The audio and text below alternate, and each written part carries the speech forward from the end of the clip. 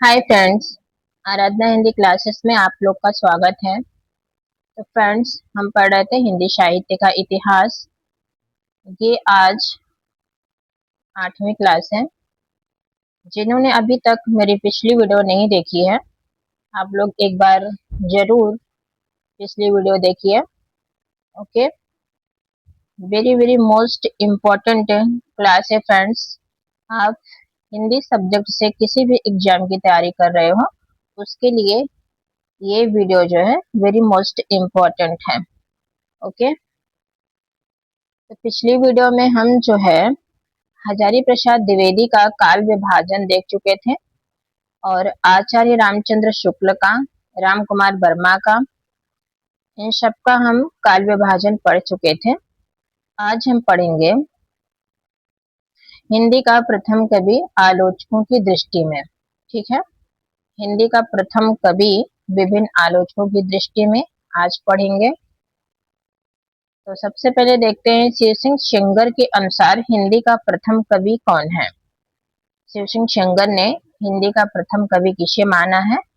तो किसे माना है? पुष्य या पुंड्र को। ठीक है, मोस्ट इम्पोर्टेंट है। शिव सिंह सेंगर के अनुसार हिंदी का प्रथम कवि पुष्य या पुंड्र है। आचार्य रामचंद्र शुक्ल के अनुसार हिंदी का प्रथम कवि जो है मुंज या भोज है। ओके, चंद्रधर शर्मा गुलेरी के अनुसार हिंदी का प्रथम कवि मुंज है। ध्यान देना है, चंद्रधर शर्मा गुलेरी ने हिंदी का प्रथम कवि किसे माना है? मुंज को माना है। और आचार्य रामचंद्र शुक्ल जो है मुंज या भोज को मानते हैं। ठीक है, आगे देखते हैं। आचार्य हजारी प्रसाद द्विवेदी हिंदी का प्रथम कवि अब्दुल रहमान या अद्यमाण को मानते हैं। किसे मानते हैं? अब्दुल रहमान या अद्यमाण को। डॉक्टर राम कुमार वर्मा जो है हिंदी का प्रथम कवि स्वयंभू को माना है। गणपत चंद्र गुप्त के अनुसार हिंदी का प्रथम कवि कौन है? शालिभद्र सूरी। ठीक है, गणपत चंद्र गुप्त के अनुसार हिंदी का प्रथम कवि शालिभद्र सूरी है। डॉक्टर बच्चन सिंह के अनुसार हिंदी का प्रथम कवि जो है विद्यापति हैं। ठीक है, माता प्रसाद गुप्त एवं जयदेव सिंह के अनुसार हिंदी का प्रथम कवि गोरखनाथ हैं। यहाँ तक क्लियर? आगे चलिए आगे हम देखते हैं। राहुल सांकृत्यायन के अनुसार, राहुल सांकृत्यायन एवं डॉक्टर नगेंद्र के अनुसार हिंदी का प्रथम कवि जो है सराहपा है। कौन है? सराहपा है, और यही सर्वमान्य मत है। ठीक है, यही क्या है? सर्वमान्य मत भी है। राहुल सांकृत्यायन के अनुसार हिंदी का प्रथम कवि सराहपा है। एक टिप्पणी है फ्रेंड्स, यहाँ पे ध्यान देना है। मिश्र बंधुओं ने गोरखनाथ को हिंदी का प्रथम कवि न मानकर हिंदी का प्रथम गद्यकार यानी गद्य लेखक माना है। Very very most important point है। मिश्र बंधुओं ने गोरखनाथ को हिंदी का प्रथम कवि न मानकर क्या माना है? हिंदी का प्रथम गद्यकार माना है। ठीक है, चलिए आगे चलें। अब यहाँ पे हम देखते हैं हिंदी की प्रथम रचना। हिंदी की प्रथम रचना श्रावकाचार 933 ईस्वी। इसके रचनाकार कौन है? जैनाचार्य देवसेन। जैनाचार्य देवसेन। इसमें जो है 250 दोहा छंद एवं श्रावक 250 दोहा छंद श्रावक एवं गृहस्थ धर्मों का वर्णन है। क्या है? हिंदी की प्रथम रचना पूछे, श्रावकाचार बताना है 933 ईस्वी। रचनाकार जैनाचार्य देवसेन। इसमें जो है 250 दोहा छंद श्रावक एवं गृहस्थ धर्मों का वर्णन हुआ है।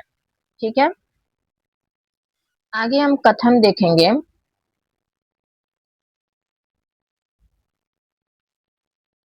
यदि एक ग्रंथ के रूप में हिंदी की प्रथम रचना को निर्धारित करना हो तो सराहपाद आदि सिद्ध के मुक्तक कविताओं के पश्चात जैनाचार्य देवसेन कृत द्वारा रचित श्रावकाचार ग्रंथ का नाम लिया जा सकता है।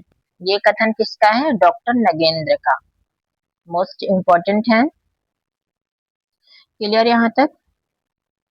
ओके। आगे हम देखेंगे आदिकाल की समय सीमा विभिन्न विद्वानों की दृष्टि में। ठीक है। ग्रियर्सन के अनुसार ग्रियर्सन ने आदिकाल का समय क्या माना है? ग्रियर्सन ने आदिकाल का समय जो है 643 ईस्वी से 1400 ईस्वी माना है। वेरी वेरी मोस्ट इम्पोर्टेंट है। ग्रियर्सन के अनुसार आदिकाल की समय सीमा क्या है? 643 से 1400 ईस्वी। ठीक है। मिश्र बंधुओं के अनुसार आदिकाल का समय है 643 से 1389 ईस्वी। क्लियर है यहाँ तक? आगे चलें। चलिए आगे हम देखते हैं राहुल सांकृत्यायन के अनुसार। राहुल सांकृत्यायन जो है आदिकाल का समय क्या माना है? राहुल सांकृत्यायन ने आदिकाल का समय 760 से 1400 ईस्वी, 760 ईस्वी से 1300 ईस्वी। कितना? राहुल सांकृत्यायन के अनुसार आदिकाल का समय क्या है? 760 से 1300 ईस्वी। ठीक है। आचार्य रामचंद्र शुक्ल के अनुसार आदिकाल का समय क्या है? आचार्य रामचंद्र शुक्ल ने आदिकाल का समय जो माना है वो विक्रमी संवत 1050 से 1375 माना है। किसमें माना है? विक्रमी संवत में पूछे 1050 से 1375। ठीक है। ईस्वी सन में पूछे तो 933 से 1318 ईस्वी। क्लियर है? ये पॉइंट ध्यान देना है। विक्रमी संवत में पूछे तो 1050 यानी 1050 से 1375 बताना है, और ईस्वी सन में पूछे तो 933 से 1318 ईस्वी बताना है। ओके, यहाँ तक क्लियर है? चलिए आगे हम देखते हैं हजारी प्रसाद द्विवेदी के अनुसार। ठीक है। हजारी प्रसाद द्विवेदी ने आदिकाल का समय क्या माना है? इन्होंने 1000 से 1400 ईस्वी माना है। ध्यान देना है। हजारी प्रसाद द्विवेदी जो है आदिकाल का समय जो ईस्वी में माने हैं। ठीक है। 1000 से 1400 ईस्वी। आगे चलें। चलिए डॉक्टर नगेंद्र जो है आदिकाल का समय क्या मानते हैं? डॉक्टर नगेंद्र के अनुसार आदिकाल का समय 7वीं शती मध्य से 14वीं शती मध्य है। क्या है? 7वीं शती मध्य से 14वीं शती मध्य। मोस्ट इम्पोर्टेंट है, ध्यान देना है। आदिकाल का समय डॉक्टर नगेंद्र के अनुसार 7वीं शती मध्य से 14वीं शती मध्य।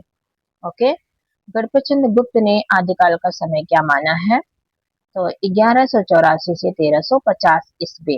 इन्होंने ईस्वी में माना है 1184 से 1350 ईस्वी। ठीक है।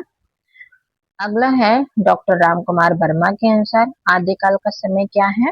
विक्रमी संवत 750 से 1375। कितना है?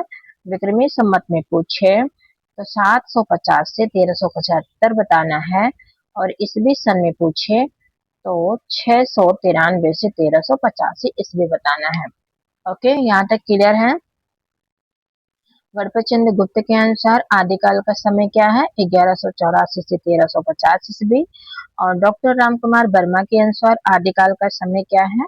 विक्रमी संवत 750 से 1375, और ईस्वी सन में पूछे तो 693 से 1385 ईस्वी। ठीक है।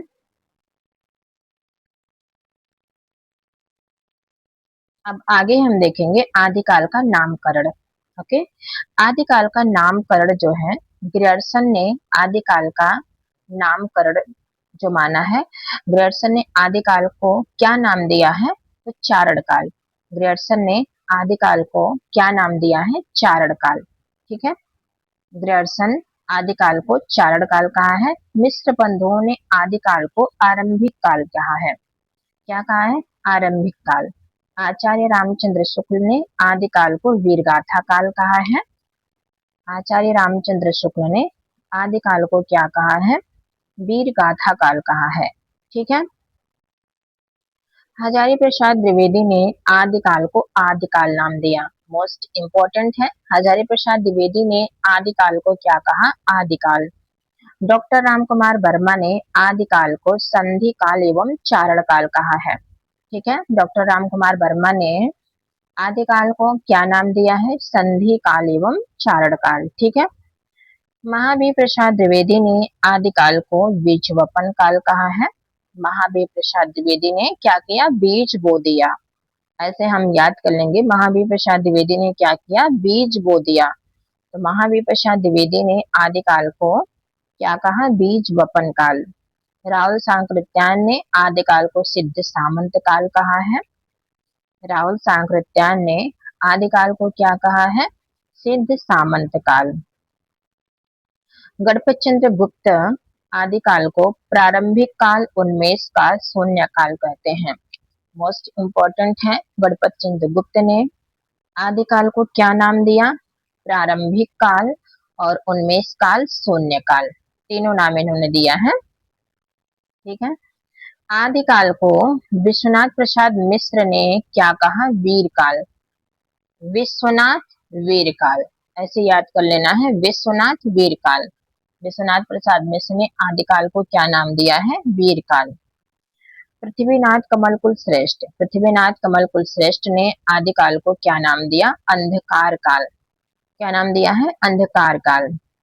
रमाशंकर शुक्ल रसाल आदिकाल को जय काव्य काल कहा है। ठीक है। आगे मोहन अवस्थी एवं सुमन राजे, मोहन अवस्थी एवं सुमन राजे ने आदिकाल को आधार काल कहा है। क्या कहा है? मोहन अवस्थी और एवं सुमन राजे ने आदिकाल को क्या कहा? आधार काल। रामखिलावन पांडे एवं हरिश्चंद्र वर्मा आदिकाल को संक्रमण काल कहा है। क्या कहा है? संक्रमण काल। किसने कहा? रामखिलावन पांडे और हरिश्चंद्र वर्मा ने। शंभुनाथ सिंह ने आदिकाल को प्राचीन काल कहा। क्या कहा? प्राचीन काल। अगला है वासुदेव सिंह ने आदिकाल को उद्भव काल कहा है। वासुदेव सिंह ने आदिकाल को क्या नाम दिया? उद्भव काल। ठीक है, क्लियर है यहाँ तक?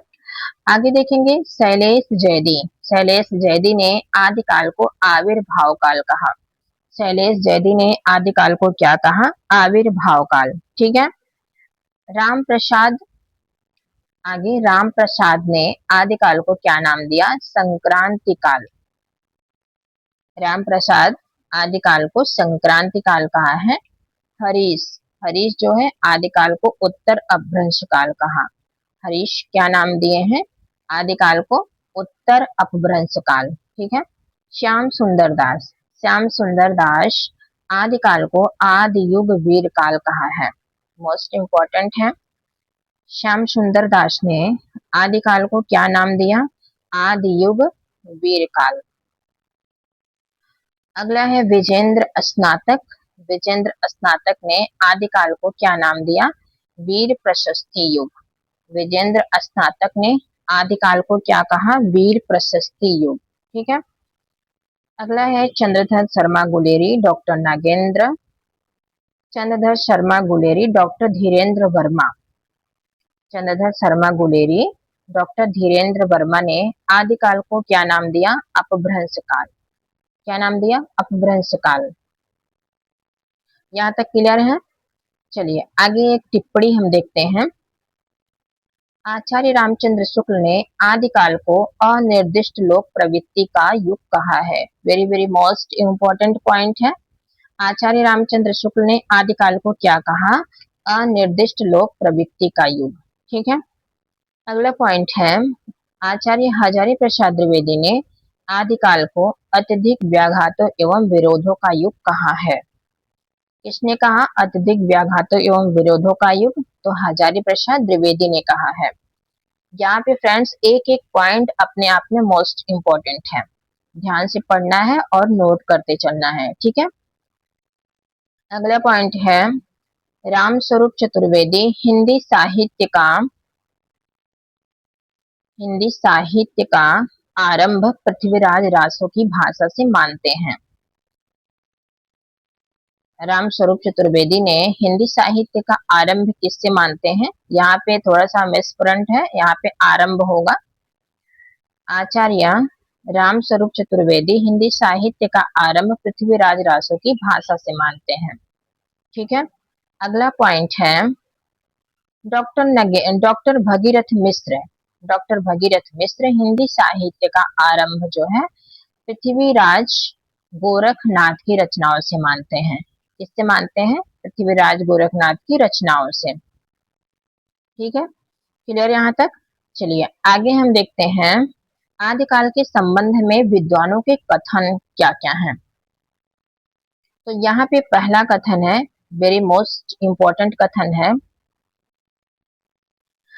आदिकाल शब्द एक भ्रामक धारणा की आदिकाल शब्द एक भ्रामक धारणा है कि यह यह काम कोई आदिम मनोभाव उत्पन्न परंपरा विनिमुक्त काव्य कृतियों से अधूते अछूते, यहाँ पे अछूते हैं, अछूते साहित्य का काल है। यह ठीक नहीं क्योंकि यह काल बहुत अधिक परंपरा प्रेमी कजग्रस्त सजग व सचेतन कवियों का काल रहा है। यदि इस असावधानी से सावधान रहा जाए तो आदिकाल का नामकरण सर्वाधिक उपयुक्त है। ये कथन किसका है? हजारी प्रसाद द्विवेदी का है। ठीक है, अगला कथन हम देखेंगे, शायद ही भारतवर्ष के साहित्य के इतिहास में आदिकाल के समान इतने विरोधी स्वतोव्याघातों का युग कभी आया होगा। ये भी कथन जो है हजारी प्रसाद द्विवेदी का है। ठीक है, अगला कथन है, वीरगाथा काल का समय महाराज भोज से लेकर हम्मीर देव चौहान के काल के कुछ पीछे तक मानना चाहिए। ये कथन किसका है? आचार्य रामचंद्र शुक्ल का है। ठीक है, अगला कथन है, आदिकालीन साहित्य में वैविध्य भरपूर है। विषयों का, काव्य रूपों का, काव्य भाषा के आधार रूपों का। ये कथन किसका है? राम स्वरूप चतुर्वेदी का। अगला कथन है फ्रेंड्स, आदिकालीन कवि धार्मिकता और ऐहिकता, वीर और श्रृंगार, ईश्वरी और मनुष्यत्व के द्वंद्वों का समाहार करने में संलग्न देता है। ये कथन जो है राम स्वरूप चतुर्वेदी का है। तो फ्रेंड्स आज यहाँ पर आदिकाल हुआ समाप्त। ठीक है, आज जो है आदिकाल कंप्लीट हुआ। अब हम अगली वीडियो में पढ़ेंगे सिद्ध साहित्य को। ठीक है, अब यहाँ से नया चैप्टर स्टार्ट हो रहा है, सिद्ध साहित्य। यहाँ से हम अगली वीडियो में पढ़ेंगे। ठीक है, और वीडियो कैसी लगी आप लोग कमेंट बॉक्स में जरूर लिखना और अपना सुझाव जरूर देना फ्रेंड्स, जो भी कमियां आपको लगे, और अपना सुझाव जो है जरूर देना। ओके फ्रेंड्स, धन्यवाद।